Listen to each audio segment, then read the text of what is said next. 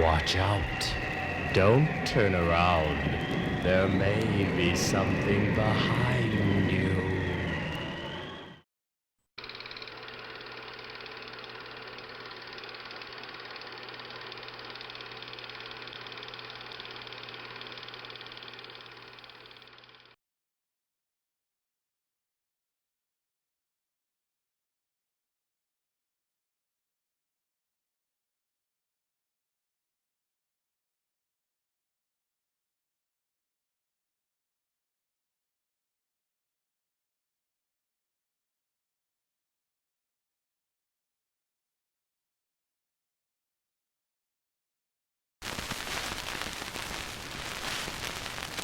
How old am I?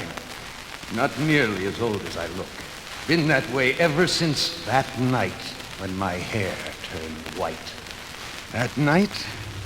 Well, I was driving home from a dance up near Ridgewater on this little road that leads to the big highway. It's pretty dark and winding for at least 10 miles, bumpy and curving through a forest so thick that the branches keep scraping on the sides of the car like they were trying to keep you from getting away.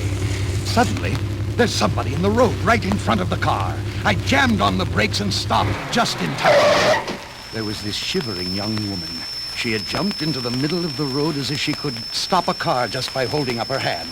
She told me that she'd been in an accident and her car was a wreck. Then she asked me if I'd drive her home. She looked so cold and miserable. I let her in and even threw my white jacket around her because she was wearing a thin silk dress without even a sweater. Well, we started off for her house, and after more turns than you would believe, we pulled up in front of a very tidy little cottage with all of its lights turned on like a Christmas tree. She just sat there looking all worn out like she had used up every bit of energy she could spare. "Please ring the bell and see if my mother's home," she said. "The bell is on the left near the brass knob."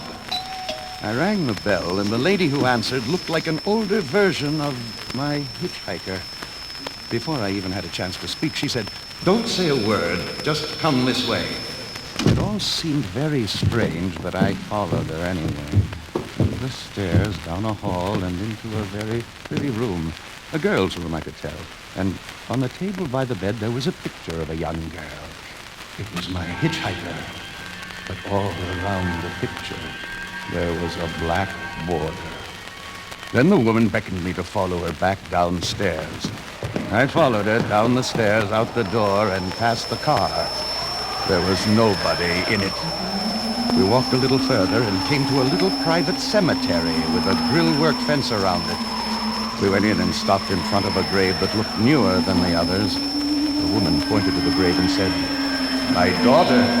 She was killed in an automobile accident last summer, and every night some stranger brings her home again." I was terrified. I turned away and left her there, but not before I noticed something sticking out from under the gravestone. I ran to my car and drove back home as fast as I could. It wasn't until I was in my own house, my own bedroom, that I discovered that my hair was white. Pure white, the same color as my jacket.